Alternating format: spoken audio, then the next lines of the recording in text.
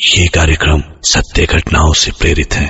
जिनके साथ ये घटनाएं घटी उसकी वास्तविकता उन्हीं तक सीमित है। भूत प्रेतों और असामान्य विषयों के होने पर चैनल कोई दावा नहीं करता और न ही प्रोत्साहन करता है। मेरा नाम शिवम है। जब मैं बहुत छोटा था, तकरीबन 15 साल की उम्र थी मेरे पापा ने एक सोसाइटी में एक नया फ्लैट लिया था और वो सोसाइटी नई नई बनी थी। मैं और मेरी पूरी फैमिली उस फ्लैट में शिफ्ट हो गई। मेरे पापा ने अपनी कई सालों की मेहनत को लगाकर उस फ्लैट को ख़रीदा था और वो फ्लैट मेरी पूरी फैमिली को बहुत ज़्यादा पसंद आया था। मेरी फैमिली को उस फ्लैट में शिफ्ट हुए कुछ ही दिन हुए थे और वो जो बाकी के फ्लैट्स थे उनमें भी फैमिली रहने के लिए आ गई थी। उनके जो बच्चे थे उनसे मेरी काफ़ी अच्छी दोस्ती हो गई और हम सब साथ में खेलने लगे। वो सोसाइटी धीरे धीरे करके उसके सारे फ्लैट फुल हो गए और पूरी एक कंप्लीट सोसाइटी बन गई।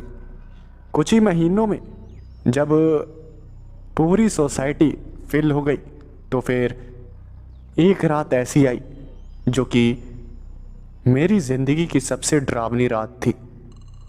वो रात मुझे आज भी याद है। मैं रात के वक्त सो रहा था, तभी अचानक से मेरे को काफ़ी ज़्यादा पसीना आने लगा और मुझे ऐसा लगने लगा जैसे कोई मुझे देख रहा है। पहली बार मैंने ऐसा कुछ महसूस किया था जिसकी वजह से मैं काफ़ी ज़्यादा डर गया था। मैंने अपनी आंखें खोली और आसपास देखने लगा तो मुझे एक अजीब सी नेगेटिव एनर्जी फील हो रही थी जो कि उस दिन से पहले मैंने कभी महसूस नहीं की थी। मुझे बेचैनी होने लगी और मेरा दिल घबराने लगा और ये दोनों चीज़ें इतनी बढ़ गई कि मेरा गला सूख गया और मुझे प्यास लगने लगी।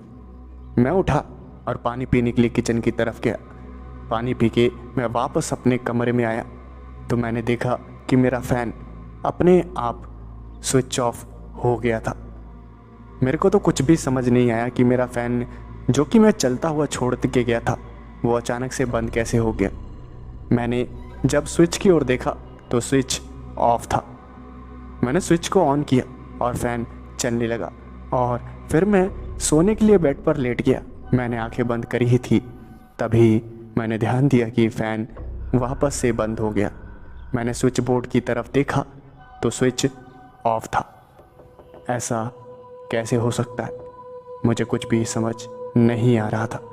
मैं वापस उठा, मैंने वापस से फ़ैन के स्विच को ऑन किया और वापस से बेड पर लेट गया और इस बार मैंने आंखें बंद नहीं करी और उस फ़ैन के स्विच को देखता रहा और जो मैंने देखा उसे देखकर मेरे को पसीने आने लगे। मैंने देखा कि वो फ़ैन का स्विच अपने आप बंद हो गया, अपने आप स्विच ऑफ हो गया। लेकिन ऐसा कैसे हो सकता है? मुझे अपने पूरे कमरे से अजीब सी जलने की स्मेल आने लगी जो कि काफ़ी ज़्यादा बुरी थी।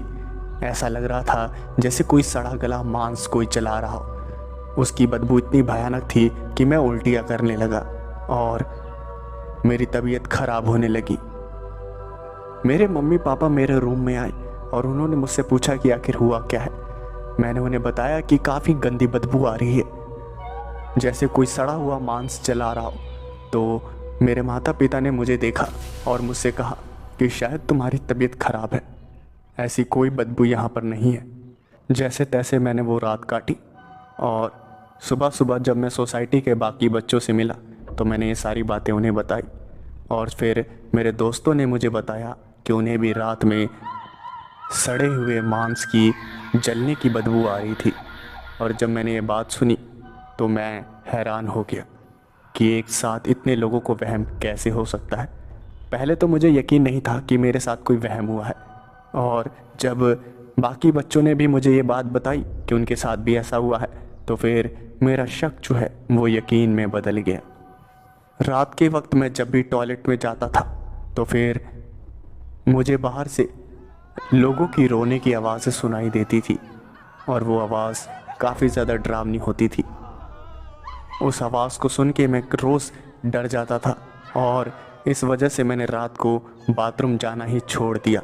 मैं जब भी रात के वक्त बाथरूम में जाता था तो मुझे बाहर से लोगों के रोने की आवाज़ें आने लगती थी जो कि काफ़ी ज़्यादा भयानक होता था।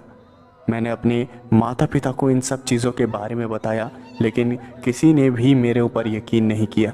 सबको यही लगा कि ये सिर्फ मेरा एक वहम है और किसी ने मुझे सीरियसली नहीं लिया। लेकिन जो चीज़ें मेरे दिल पे बीत रही थी वो मैं ही जानता था। इतनी भयानक चीज़ें मेरे साथ होने लगी थी जिससे मैं रात के नाम से ही डर जाता था।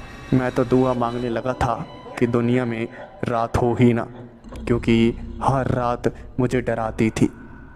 जब से मैं उस फ्लैट में गया था तब से मुझे कभी किसी सड़े हुए मांस की जलने की बदबू आती थी, कभी लोगों के रोने की आवाज़ें सुनाई देने लगती थी और कभी मुझे काफ़ी नेगेटिव एनर्जी महसूस होती थी जो कि मेरी घबराहट और बेचैनी को कई गुना ज़्यादा बढ़ा देती थी और मैं पसीने से तरबतर भीग जाता था। और जब मैं सोसाइटी के बच्चों से इन सब चीज़ों के बारे में बात करता तो वो भी मुझसे यही सब कहते कि उनके साथ भी ऐसा ही कुछ हो रहा है। फिर एक रात जब मैं अपने बेड पे लेटा हुआ था, डर से मुझे नींद नहीं आ रही थी, तभी अचानक से मेरी अलमारी का दरवाज़ा अपने आप हिलने लगा और मुझे लगा कि उस दरवाज़े में कोई बंद है। मैं खड़ा हुआ और धीरे धीरे करके उस अलमारी के पास जाने लगा और जब मैं उस अलमारी के दरवाज़े के पास गया तो मैंने देखा कि उस अलमारी के दरवाज़े से एक हाथ बाहर आ रहा और जब मैंने उस हाथ को देखा तो मेरे मुंह से चीख निकल गई और जब मैं चीखा तो मेरी चीख सुन के मेरे घर वाले मेरे रूम में आए और उन्होंने मुझसे पूछा कि आखिर क्या हुआ है। और फिर मैंने अपने घर वालों को इस बारे में बताया कि मैंने अपनी अलमारी में एक हाथ को देखा। मेरे पापा आए और उन्होंने अलमारी का दरवाज़ा खोला तो अलमारी में कुछ भी नहीं था। दिन पर दिन चीज़ें और भी ज़्यादा बदतर होती गई। पहले तो सिर्फ मुझे आवाज़ें सुनाई देने लगती थी, लेकिन जब तक कुछ और दिन बीते तब मुझे वहाँ अपने ही घर में कई सारे लोग नज़र आने लगे। रात के वक्त कभी कोई बच्चा नज़र आता, कभी कोई आदमी, कभी कोई औरत। और सबसे डरावने वाली बात तो ये है कि वो सारे जले हुए होते थे। किसी का चेहरा जला हुआ होता था, किसी का हाथ जला हुआ होता था, किसी का आधा शरीर जला हुआ होता था और कोई तो पूरा ही आग में झुलसा हुआ होता था। और उन्हें देखकर ऐसा लगता था कि ये सारे कब्र से निकले हुए मुर्दा जीव हैं।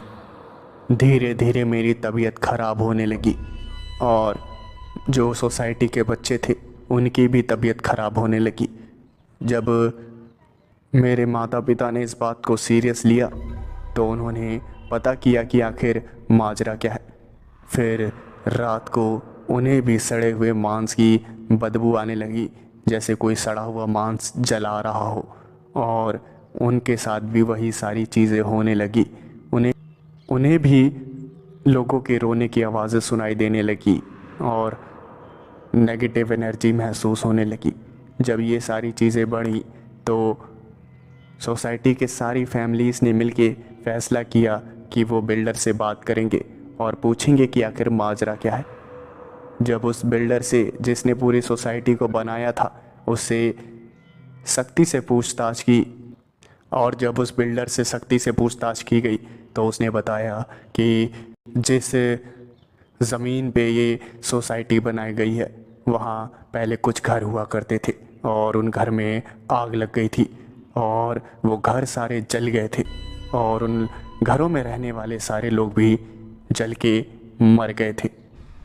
और जब पूरी सोसाइटी को ये बात पता चली तो सारी सोसाइटी ने मिलके पूरी सोसाइटी में पूजा करवाई और फिर सोसाइटी में एक मंदिर बनवाया और उस दिन के बाद से वहाँ पे कोई भी अजीब घटना नहीं घटी।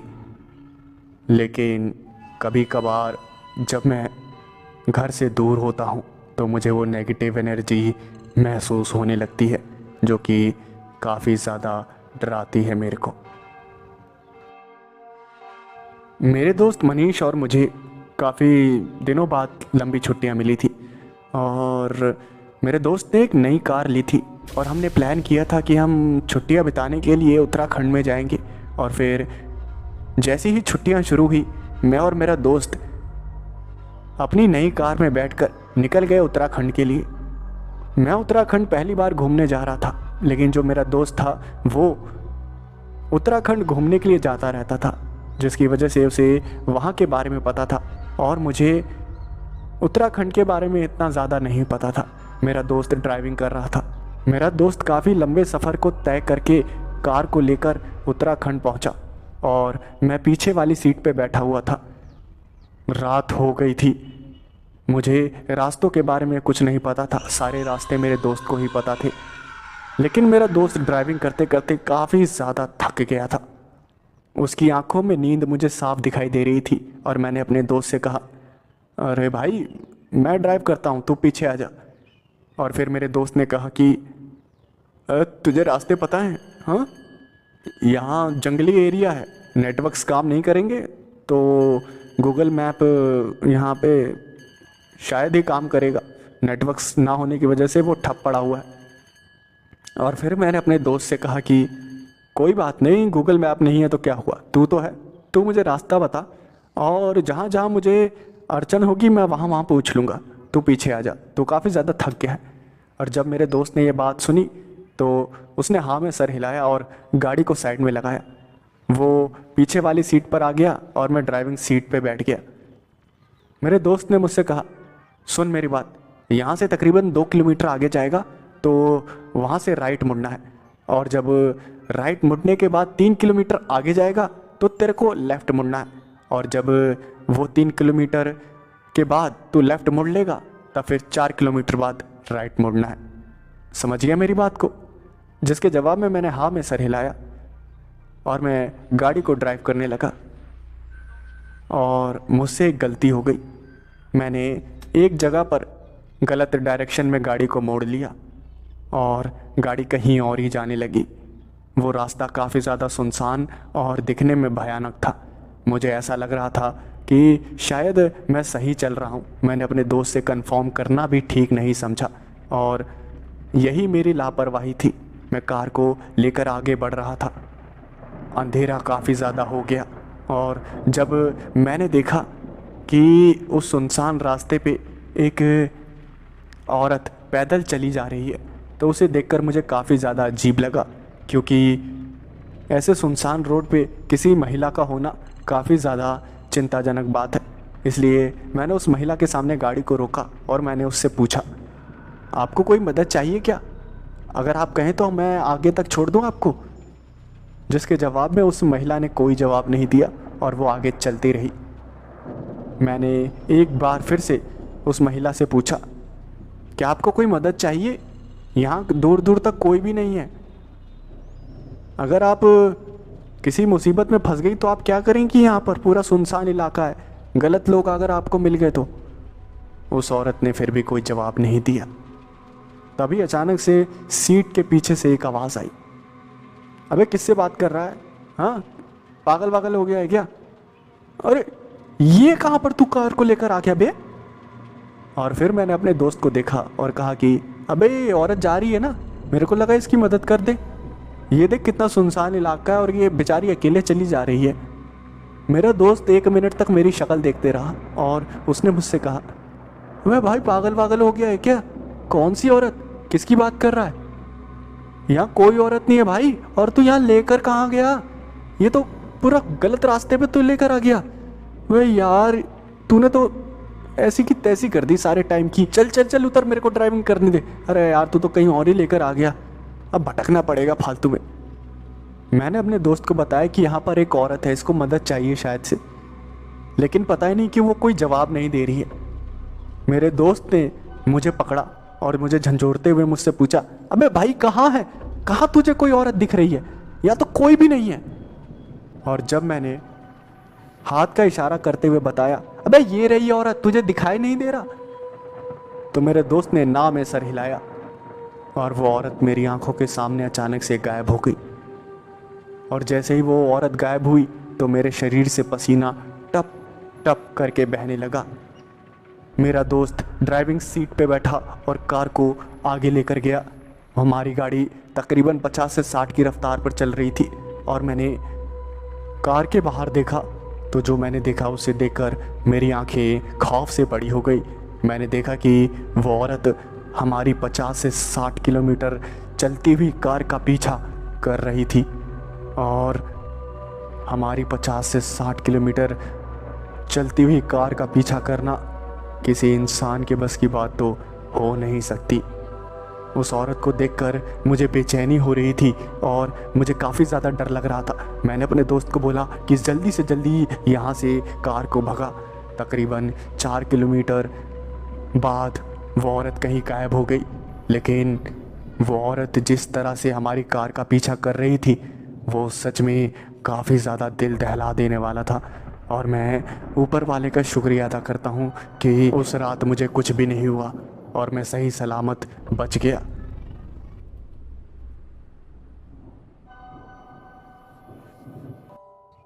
शुभम अपनी बीवी प्रिया के साथ घूमने निकला था और रेलवे स्टेशन पे रात के वक्त वो स्टेशन से निकलते ही सवारी की खोज में इधर उधर घूमने लगा, लेकिन उसे कोई भी सवारी नहीं मिल रही थी। वो काफ़ी ज़्यादा हैरान था कि रेलवे स्टेशन के बाहर उसे एक भी सवारी क्यों नहीं मिल रही है। रात का वक्त था, लेकिन कोई ना कोई सवारी तो होती ही है, लेकिन आज के इस वक्त पे कोई भी सवारी उस रेलवे स्टेशन पे नहीं थी। प्रिया और शिवम दोनों परेशान हो रहे थे कि आखिर क्या किया जाए। तभी अचानक से एक टैक्सी आई और ड्राइवर ने शीशा नीचे करते हुए बोला कि जी साहब, कहाँ जाना है? जिसके जवाब में शिवम ने कहा कि अरे यार, मैं छुट्टी मनाने आया हूँ, तो अभी फ़िलहाल तो एक अच्छे से होटल में ले चल, कोई है बढ़िया होटल यहाँ? जिसके जवाब में उस आदमी ने मुस्कुराया और कहा कि हाँ भाई साहब, एक होटल है, लेकिन आप जैसे हाई फाई लोगों के लिए शायद थोड़ा मुश्किल होगा वहाँ रहना, क्योंकि आपको वो क्लास नहीं मिल पाएगा। जिसके जवाब में फिर शिवम ने कहा कि अरे भाई यार, तू ले चल यार, अभी इतनी रात में हम कहाँ भटकेंगे, बस ले चल, तू एक रात बिता लेंगे, अच्छा लगा तो ठीक है, वरना फिर होटल चेंज कर लेंगे। वो टैक्सी ड्राइवर मुस्कुराते हुए बाहर निकला और उसने दरवाजे को खोला। प्रिया और शिवम अंदर बैठ गए। वो टैक्सी ड्राइवर उन्हें एक होटल के पास लेकर आया। वो होटल एकदम एंटीक टाइप का था, बिल्कुल जैसे पुराने ज़माने में होता था। वो दोनों होटल से बाहर निकले और रिसेप्शन पे गए तो उन्हें एक बूढ़ा आदमी मिला और उस बूढ़े आदमी ने कहा कि जी भाई साहब, क्या मदद करूं आपकी मैं? और उसके जवाब में शिवम ने कहा कि अरे बाबा, हमें एक रूम चाहिए। एक अच्छा सा रूम दीजिएगा, पैसों की कोई प्रॉब्लम नहीं है, बस फैसिलिटीज़ अच्छी होनी चाहिए। जिसके जवाब में वो बूढ़ा आदमी हंसने लगा और उसने कहा कि अरे सर, आप हमारे किसी भी रूम में रुक जाइए, आपको फैसिलिटीज़ एक नंबर ही मिलेगी। और ऐसा कहते ही उसने अपने एक स्टाफ को बुलाया और स्टाफ को चाबी देते हुए कहा कि साहब को ज़रा रूम तक छोड़ दो। उसने शिवम का सारा सामान उठाया और शिवम प्रिया के साथ उस होटल के रूम में चला गया। रूम तो अच्छा था, प्रिया और शिवम को पसंद आया क्योंकि एंटीक टाइप का था और इससे पहले कभी वो ऐसे रूम में रुके नहीं थे। उन दोनों को रूम अच्छा लगा था और फिर वो दोनों खाने का ऑर्डर देकर खाने को खाकर सोने लगे। सोने के कुछ ही देर बाद प्रिया जब सो रही थी तभी अचानक से उसे कुछ आवाज़ें सुनाई दी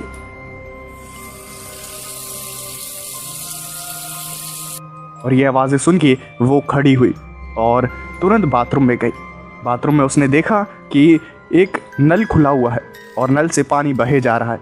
और फिर प्रिया ने ये सब देखा तो नल को वापस बंद कर दिया और वो नल को वापस बंद करके मुड़ी ही थी तभी अचानक से उसे एक और आवाज़ सुनाई दी और उसने पीछे मुड़ के देखा तो उसने देखा अब शावर खुल गया है।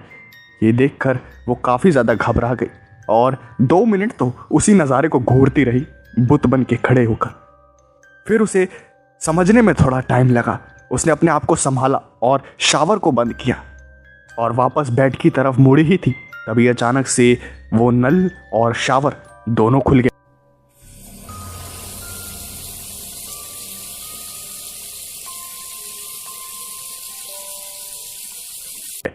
और प्रिया काफी ज्यादा घबरा गई कि ऐसा कैसे हो सकता है। वो भागती हुई शिवम के पास गई और उसने ये सारी बातें उसे बताई। और शिवम खड़ा हुआ और बाथरूम की तरफ बढ़ा। बाथरूम के झांक कर उसने देखा तो उसने कहा कि प्रिया, प्रिया क्या प्रॉब्लम है? कोई भी तो नहीं है, कुछ भी नहीं है, नल भी बंद है, शावर भी बंद है, आखिर प्रॉब्लम क्या है? जिसके जवाब में फिर प्रिया ने कहा कि मैंने तो अभी देखा था, दोनों ओपन हो गए थे अपने आप, और कैसे हुए मुझे कुछ पता नहीं था। मैं तुम्हें बुलाने गई तो पता नहीं कैसे बंद हो गए। प्रिया की ऐसी बातें सुन के शिवम को लगा कि शायद ये थकान का असर है, क्योंकि वो काफी लंबा सफर तय करके आए थे। और शिवम ने प्रिया से कहा कि अभी हम लंबे सफर को तय करके आए हैं और थकान की वजह से कभी कभार इंसान को वहम हो जाते हैं, और मुझे लगता है कि अभी हमें आराम करना चाहिए। शिवम को प्रिया की बातों पर यकीन नहीं था, लेकिन प्रिया को पक्का यकीन था कि ये सब वहम नहीं था, क्योंकि उसने सब होशो आवाज में देखा था। और प्रिया को पक्का यकीन था कि खो ना हो, कुछ ना कुछ तो गड़बड़ है। लेकिन शिवम के कहने पर उसने इन सब बातों पर ध्यान नहीं दिया और वो दोनों वापस से सोने लगे। और फिर शिवम जब नींद में ही अपना हाथ इधर उधर मार रहा था, प्रिया सुनो ना प्रिया, तो उसने ध्यान दिया कि प्रिया उसके बगल में नहीं है। शिवम ने अपनी आंखें खोली और इधर उधर देखने लगा तो प्रिया वहां नहीं थी। शिवम इधर उधर देखने लगा लेकिन उसे कोई भी नजर नहीं आया। फिर शिवम बेड से उठा और प्रिया को आवाज लगाते हुए इधर उधर घूमने लगा और उसने बाथरूम को चेक किया और नॉक करते हुए कहा कि प्रिया, प्रिया क्या तुम अंदर हो? और बदले में कोई जवाब नहीं आया, लेकिन बाथरूम का दरवाज़ा खुला हुआ था। शिवम ने बाथरूम का दरवाज़ा खोला और जो उसने देखा उसकी आंखें चौड़ी हो गई। उसने देखा कि प्रिया बाथरूम के फर्श पर बैठी हुई है और अजीबोगरीब तरह से शिवम को घूरे जा रही है। ये बात शिवम को बिल्कुल समझ नहीं आई कि ये सब क्या हो रहा है। उसने प्रिया से कहा कि Priya, what happened? What are you doing here? इतनी रात को यहाँ तुम क्या कर रही हो? प्रिया ने इस बात का कोई जवाब नहीं दिया और उसने मुस्कुराते हुए शिवम की तरफ देखा और एक अजीब सी हंसी हंसने लगी।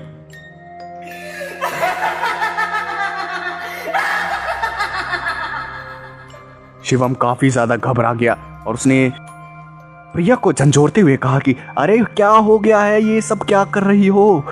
अरे तुम होश में भी हो, तुम कर क्या रही हो? और तभी अचानक से प्रिया को एक झटका लगा और उसे होश आया, लेकिन होश आते ही वो बेहोश हो गई और बेहोशी में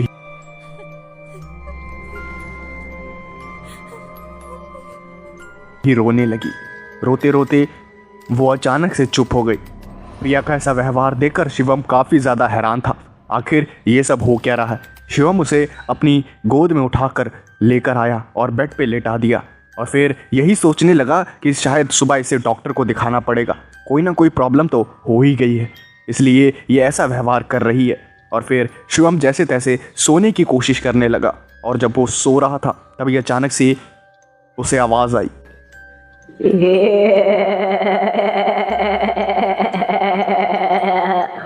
शिवम उठा और उसने जो देखा उसे देखकर उसे अपनी आंखों पे यकीन नहीं हुआ। उसके दिमाग ने अपनी आंखों पे यकीन करने से मना कर दिया। उसने देखा कि प्रिया हवा में तैर रही है और एक अजीब सी आवाज के साथ हंस रही है। ये सब देखकर शिवम चिल्लाता हुआ नीचे गिर गया और उसने कहा कि प्रिया, प्रिया। और शिवम के 2 बार चिल्लाने से प्रिया वापस बेड पर गिर गई और फिर रोने लगी। ये सब देखकर शिवम को अपनी आंखों पर यकीन नहीं हो रहा था। शिवम ने प्रिया को उठाया और उससे कहा कि अरे हो क्या गया है? ये सब क्या हो रहा है तुम्हारे साथ? तुम्हें कुछ पता भी है? जिसके जवाब में प्रिया ने जो कहा उसे सुनकर शिवम की आंखें और चौड़ी हो गई। उसने कहा कि अरे यार मुझे सोने दो, अभी नहीं, अभी मेरे को सोने दो, बस परेशान मत करो मुझे।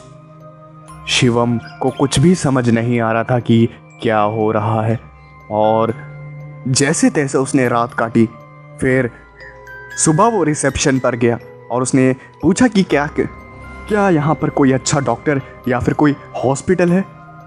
जिसके जवाब में उस बूढ़े आदमी ने कहा कि नहीं साहब, यहाँ पास में तो कोई नहीं है, लेकिन हाँ, यहाँ से 5 किलोमीटर दूर एक हॉस्पिटल है।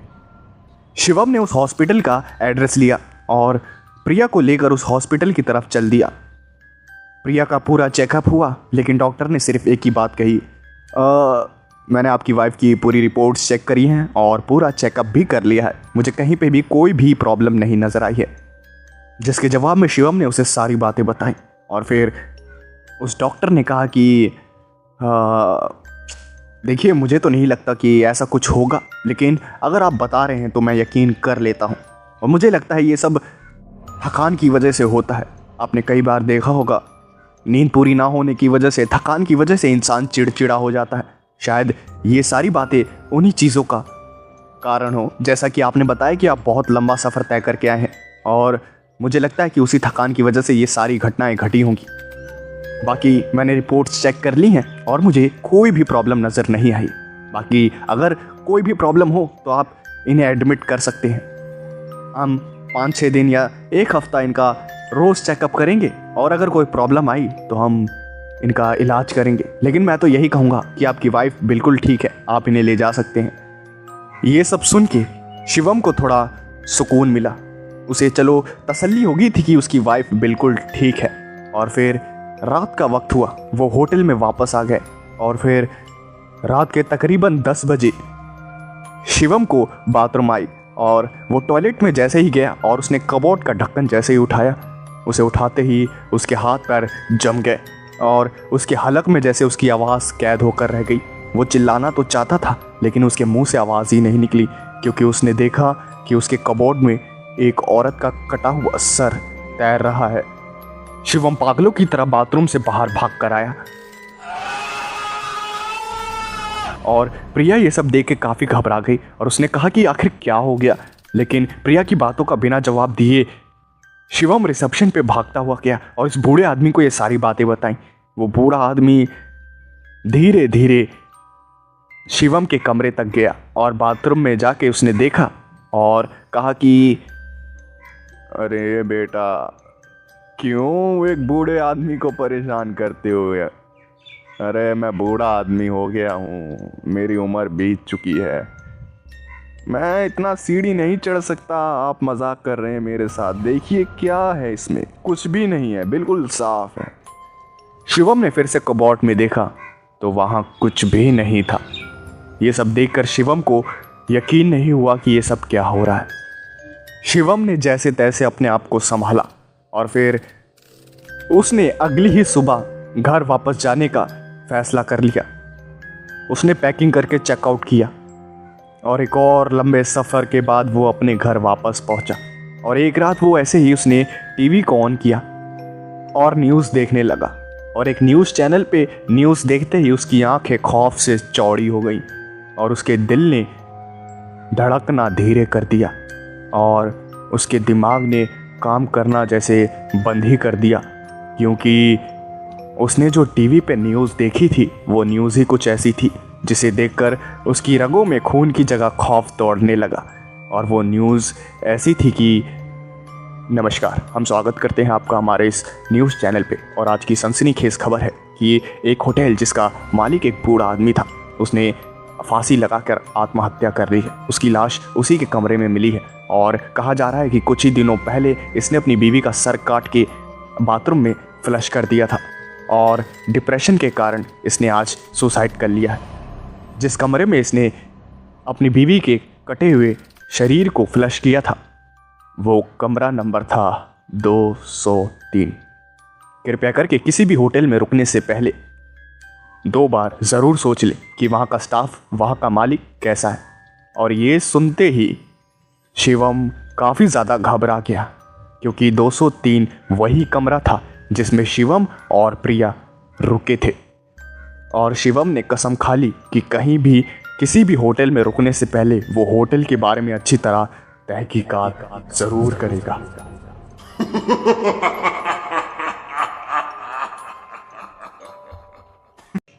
सुनील गाना गुनगुनाता हुआ अपना ट्रक लेकर अपनी मंजिल की ओर बढ़ रहा था। तभी अचानक से उसका फ़ोन बजा और जब उसने फ़ोन उठाया तो उसने देखा कि वो फ़ोन उसके मालिक का है और उसके मालिक ने कहा कि हेलो सुनील, ज़रा मेरी बात सुन। वो जो तू जिस रास्ते से जा रहा है वो रास्ता थोड़ा ख़तरनाक है, तो मैं कहना चाहूँगा कि थोड़ा संभल के जाइए। उस रास्ते पे पहले एक ड्राइवर गया था, वो लापता हो गया है, तो मैं नहीं चाहता कि तेरे साथ कुछ ऐसा हो, तो अपना ख्याल रखियो। और इसके जवाब में सुनील ने कहा कि अरे सर, मेरी आधी ज़िंदगी बीत गई है ट्रक चलाते हुए, कुछ नहीं होगा, ऐसे बड़े रास्ते देखे हैं मैंने, आप मेरी चिंता मत कीजिए, आपका जो माल है वो सही टाइम पे मैं पहुंचा दूंगा, मैं मंजिल पे पहुंच के आपको फ़ोन करता हूं। और ये कहकर सुनील ने फ़ोन काट दिया और गाना गुनगुनाता हुआ ट्रक चलाता रहा। काफ़ी लंबे समय बाद जब वो रात के समय ट्रक चला रहा था तो उसे भूख लगी और फिर वो एक ढाबे की तलाश में ट्रैक्टर को चला रहा था कि रास्ते में कहीं ढाबा मिल जाए तो वो खाना वाना खा ले। काफ़ी रात हो गई थी और उसे भूख बहुत तेज़ लग रही थी। वो ट्रक को चलाए जा रहा था लेकिन उसे कोई भी ढाबा नहीं दिख रहा था। लेकिन तभी अचानक से एक सुनसान रोड पे उसे एक ढाबा नज़र आया। वो ढाबा इतने सुनसान रास्ते पे था, सुनील को बहुत अजीब लगा, लेकिन उसे बहुत ही ज़्यादा भूख लगी थी और उसके पास और ज़्यादा वक्त नहीं था ढाबे को ढूंढने का। इसलिए उसने अपने ट्रक को ढाबे के सामने लगा दिया और ट्रक से उतरते हुए बोला कि हाँ जी, कोई है क्या, खाना मिल जाएगा। तभी उस ढाबे के अंदर से एक बूढ़ी औरत निकली और उसने कहा कि जी बेटा, मिल जाएगा, क्या खाना पसंद करेंगे आप? सुनील ने खाने का ऑर्डर दिया और टेबल पे खाने के लिए बैठ गया। उसने खाने के लिए चिकन ऑर्डर किया था और साथ में रोटी भी, और वो बूढ़ी औरत खाना लेकर आई। सुनील को बहुत भूख लगी थी और बिना वक्त ज़ाय किए उसने खाना खाना शुरू किया। उसे चिकन बहुत ज़्यादा पसंद आया, उसका स्वाद अलग ही था और वो खा के उसे मज़ा आ गया। और उसने उस बूढ़ी औरत से कहा कि अरे अम्मा, बहुत बढ़िया बनाया था आपने चिकन, आज से पहले कभी ज़िंदगी में मैंने ऐसा चिकन चखा भी नहीं था, बहुत बहुत धन्यवाद आपका, आपने इतना अच्छा चिकन बनाया मेरे लिए। जिसके जवाब में वो बूढ़ी औरत हंसने लगी और उसने कहा कि अरे बेटा, बस थोड़ा प्यार मिला देती हूँ खाने में, अपने आप ही अच्छा बन जाता है। वो खाना खा के अपने ट्रक के पास चला गया और वो ट्रक का दरवाज़ा खोल के ट्रक में बैठा ही था और उसने ट्रक को स्टार्ट किया ही था। तभी अचानक से उसका सर घूमने लगा और वो अचानक से बेहोश हो गया। फिर जब उसकी आंखें खुली तो उसने देखा कि वो एक अंधेरे कमरे में बंद है और फिर वो अपने आसपास अंधेरे को देखकर काफ़ी ज़्यादा घबरा गया और चिल्लाने लगा। उसे लगा कि किसी ने उसे कैद कर लिया है और तभी अचानक से उसे आवाज़ आई। अरे बेटा, चिल्लाने का कोई फ़ायदा नहीं है, चुपचाप बैठे रहो, वरना तुम्हारी मुंडी काट के लटका दूंगी, समझे? ये सुनते ही सुनील काफ़ी ज़्यादा घबरा गया और उसने कहा कि देखो, मेरा मालिक बहुत बड़ा आदमी है, तुम्हें छोड़ेगा नहीं, उसे पता लग गया ना तो तुम्हारे पूरे ढाबे को उखाड़ के फेंक देगा, समझ गई? ये बात सुन के वो बूढ़ी औरत फिर से हंसने लगी और उसने कहा कि अरे हमारा कोई कुछ नहीं बिगाड़ सकता। सुनील काफ़ी ज़्यादा घबराया हुआ था, उसके हाथ पैर बंधे थे और वो काफ़ी ज़्यादा डर रहा था कि वो क्या करे। सुनील वैसे ही काफ़ी ज़्यादा घबराया हुआ था, लेकिन तभी अचानक से उसके सर पे किसी ने ज़ोरदार वार किया और वो वहीं पर बेहोश हो गया। और जब उसकी आंखें खुली तो उसने देखा कि वो ढाबे के बाहर पड़ा हुआ और वो तुरंत उठकर घबराता हुआ ट्रक के अंदर बैठा और अपने ट्रक को स्टार्ट करते वहाँ से इतनी तेज़ी से ट्रक लेके गया जैसे कोई हवाई जहाज़ हो। उसे रुकना मंजूर नहीं था, वो इतना ज़्यादा घबराया हुआ था और उसके सर में काफ़ी ज़्यादा दर्द हो रहा था, लेकिन वो बिना रुके ट्रक को चलाए जा रहा था। लेकिन तभी अचानक से उसके कानों में एक आवाज़ आई। आंखें खोलो, बहुत सो लिए। ऐसा कहते ही सुनील की आंखें खुली और उसने देखा कि वो अभी भी वहाँ पर बंद है और वो बूढ़ी औरत कमरे में आई और उसने लाइट जलाई और उसने लाइट जैसे ही जलाया, वो लाइट जलते ही सुनील की रगों में खून की जगह खौफ दौड़ने लगा। उसने अपने आसपास नज़रें दौड़ाई तो उस पूरे कमरे में कटी पिटी लाशें थी। किसी का सर कट के रखा हुआ था, किसी की हाथ, किसी के पैर, किसी का धड़, किसी की टांगे। सबको पॉलीथीन में पैक करके उस बूढ़ी औरत ने उसी कमरे में बंद करके रखा था और सुनील वहाँ पर अकेला एक जिंदा था। ये देखकर उसे उल्टियाँ आने लगी और वो इतना ज़्यादा डर गया और घबरा गया कि पूछो ही मत। वो चिल्लाने की कोशिश कर रहा था, लेकिन उसने ध्यान दिया कि उसके मुंह में किसी ने कपड़ा ठूस रखा है। ये सब देखकर सुनील इतना ज़्यादा घबरा रहा था कि उसकी आंखों से आंसू बह रहे थे और वो ऊपर वाले से सिर्फ एक ही दुआ मांग रहा था कि वो जल्दी से जल्दी यहाँ से निकले, क्योंकि उसे पता था कि अगर वो जल्दी से जल्दी यहाँ से नहीं निकलेगा तो उसका हाल भी इन्हीं लोगों जैसा होगा। सुनील को ऐसे घबराते हुए उस बूढ़ी औरत ने देखा और कहा कि घबराओ मत बेटा, अब मैं ढाबा चलाती हूँ, खाना बनाने के लिए सामान तो चाहिए ही ना। ये सुनते ही सुनील उल्टियाँ करने लगा, क्योंकि उसे पता चल गया था कि जो चिकन उसने ढाबे पे खाया था तो वो चिकन नहीं, इंसानी मांस था। और अब ये भी उसे पता चल गया था कि ये बूढ़ी औरत लोगों को किडनैप करके उन्हें काट कर उनका खाना बनाकर खुद खाती है और ढाबे पर बेचती है।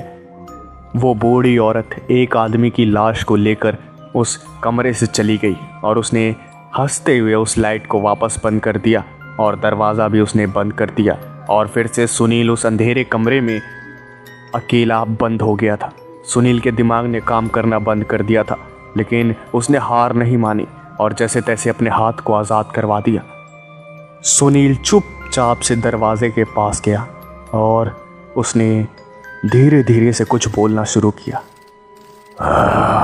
वाह, क्या खाना है, इतना सारा खाना। पहले ये सब खाऊंगा, फिर इस बुढ़िया को खाऊंगा। बुढ़िया उस बंद दरवाजे के बाहर ही थी और उसने ये सारी बातें सुन ली और वो घबराते हुए दरवाजे के पास आई और उसने कहा कि कौन हो तुम? जिसके जवाब में सुनील ने कहा कि आदमखोर भेड़िया। धन्यवाद बूढ़ी अम्मा, इतना सारा खाना देने के लिए। पहले ये खा लूं, फिर आपको खाऊंगा। ये सुनते ही वो बूढ़ी औरत इतनी ज़्यादा घबरा गई कि उसने उस दरवाजे पे ताला लगा दिया और फिर उसने कहा कि तुम कुछ नहीं बिगाड़ सकते मेरा। और फिर उससे सुनील ने समझदारी दिखाते हुए कहा कि अरे ऐसे कैसे, पहले ये खाना तो ख़त्म कर लूँ सारा, फिर देखता हूँ ना ये तुम्हारा ताला कितनी देर तक मुझे अंदर बंद करके रखता है। मैं इसे एक ही बार में तोड़ के रख दूंगा। और ये बात सुन के उस बूढ़ी औरत को यकीन हो गया कि अब वो खुद शिकार बनने वाली है और वो सुनील के सामने गिड़गिड़ाने लगी और सुनील ने कहा कि दरवाज़ा अपने आप खोल दो, मैं यहाँ का सारा खाना खा के चला जाऊंगा, लेकिन अगर मैंने दरवाज़ा तोड़ा तो तुम्हारा मांस मेरे मुंह में होगा।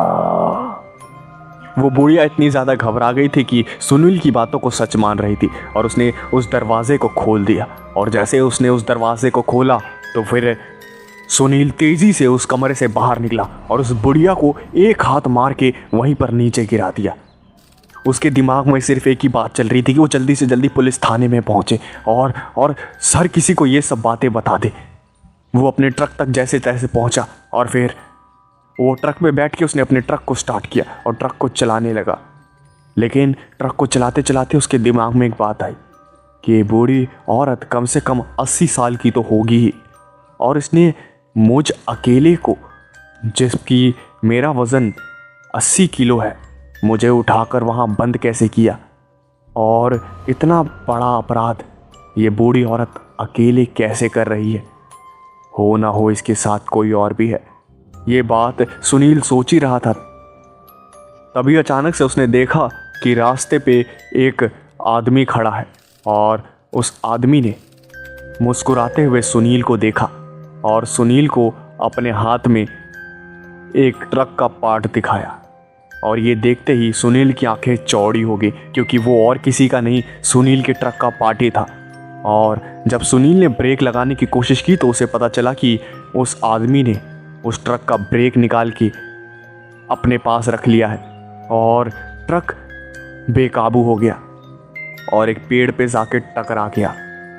सुनील फिर से बेहोश हो गया और काफ़ी देर बाद उसकी आंखें खुली तो उसने देखा कि वो एक टेबल पर बंधा हुआ है और एक आदमी जिसकी हाइट तकरीबन 8 फुट होगी, वो पागलों की तरह एक खूनी चाकू लेकर सुनील को ही घूर रहा है। और वो सुनील के पास आया और वो सुनील को मारने ही वाला था, तभी अचानक से कहीं से गोली चली और वो गोली सीधा उस 8 फुट के आदमी के सर के आर पार हो गई। सुनील को कुछ भी समझ नहीं आया कि ये क्या हो रहा है। तभी अचानक से उसने देखा कि एक पुलिस ऑफिसर वहाँ आ चुका है और उसने उस 8 फुट के आदमी को शूट कर दिया है। उसने सुनील को आज़ाद करवाया और सुनील की आंखों में आंसू आ गए थे। उसे तो उम्मीद ही नहीं थी कि वो जिंदा बच पाएगा, लेकिन उस ऑफिसर ने उसे बचा लिया। सुनील उस ऑफिसर के हाथ पैर जोड़ने लगा। सुनील और वो पुलिस वाला बाहर आए और सुनील को उस पुलिस वाले ने अपनी कार में बैठा दिया और खुद भी कार में बैठ गया और वो वहाँ से निकलने ही वाले थे। तभी अचानक से उन्होंने देखा कि वो बूढ़ी औरत पागलों की तरह एक चाकू लेकर उनकी कार की तरफ बढ़ रही है।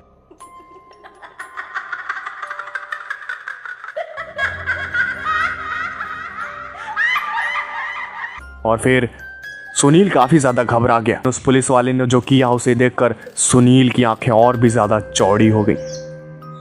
उस पुलिस वाले ने एक बटन दबाया और वो पूरा ढाबा उड़ गया।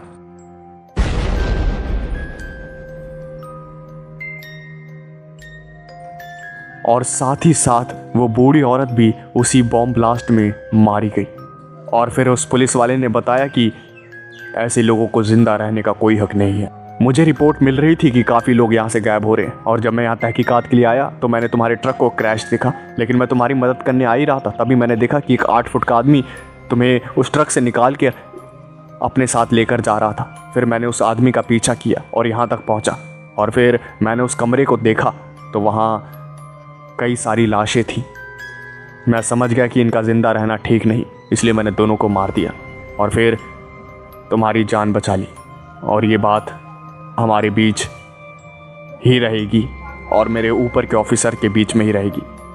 सुनील ने उस पुलिस वाले के हाथ पैर जोड़ के शुक्रिया अदा किया और उसने ट्रक चलाने के काम को छोड़ दिया।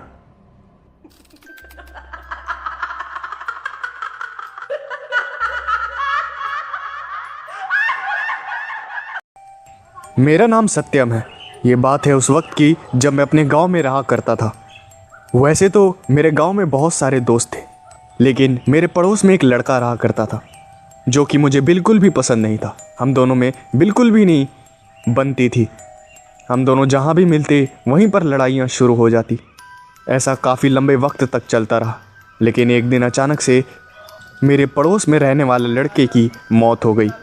मेरी और उसकी बिल्कुल भी नहीं बनती थी, लेकिन उसकी मौत से मुझे थोड़ा बहुत दुख हुआ था, क्योंकि जैसा भी था मेरे ही गांव का था। उसका अंतिम संस्कार किया गया और अंतिम संस्कार होने के बाद जब हम वहाँ से जा रहे थे तभी सबने कहा कि पीछे मुड़ के मत देखना, वरना बहुत बुरा हो सकता है। पहले तो मुझे इस बात पे यकीन नहीं हुआ, लेकिन सबका मन रखने के लिए मैंने सोचा कि क्या हो गया, पीछे ही तो नहीं मुड़ना है, और मैं सबके साथ वहाँ से आने लगा। तभी अचानक से मेरे पॉकेट से मेरा स्मार्टफोन नीचे गिर गया और उसे उठाने के चक्कर में मैंने पीछे मुड़ के देख लिया।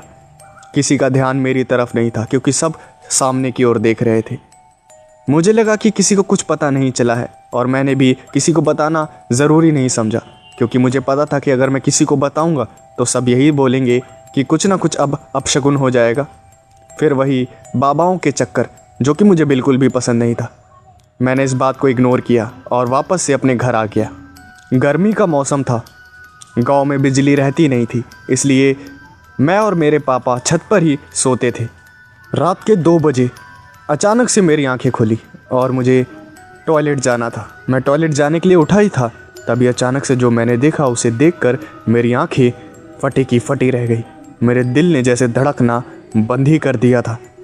मैंने देखा कि उसी पड़ोस वाली छत पे वही लड़का जिसकी मौत हो चुकी थी, वो उसी छत पे बैठा हुआ था और मुझे देख रहा था, और मुझे देखता हुआ एक अजीब सी स्माइल दे रहा था, जिसे देखने के बाद मेरे होश उड़ गए थे। मेरे मुंह से आवाज़ निकलना मानो बंद ही हो गई थी। मैं चिल्लाना चाहता था, लेकिन जैसे मेरे मुंह पे किसी ने ताला लगा दिया हो। मैं कुछ बोल ही नहीं पा रहा था। मेरे हाथ पैर काँप रहे थे कि ऐसा कैसे हो सकता है। मैंने घबराते हुए अपने पापा को उठाया, और जब मेरे पापा उठे तो उन्होंने उस छत पे देखा। उस पड़ोस वाली छत पे कोई नहीं था। मेरे पापा को लगा कि ये मेरा वहम है, इसलिए उन्होंने मुझे सो जाने को बोला। ये सब देखने के बाद अब बाथरूम जाने की हिम्मत मेरे में नहीं थी। मुझे पूरी रात नींद नहीं आई। मैं काफ़ी ज़्यादा घबराया हुआ था कि ऐसा कैसे हो सकता है, लेकिन एक बार के लिए मैंने अपने दिल को बना लिया कि ये सब मेरा वहम है और कुछ भी नहीं। फिर सुबह हुई और मैंने इस बारे में किसी को नहीं बताया, और फिर से रात हुई। जब मैं सोया तो फिर मैंने देखा कि वो लड़का मेरे सामने ही खड़ा है, और वो अचानक से मेरे पास आके बोला, मैं तुझे अपने साथ ले जाऊंगा।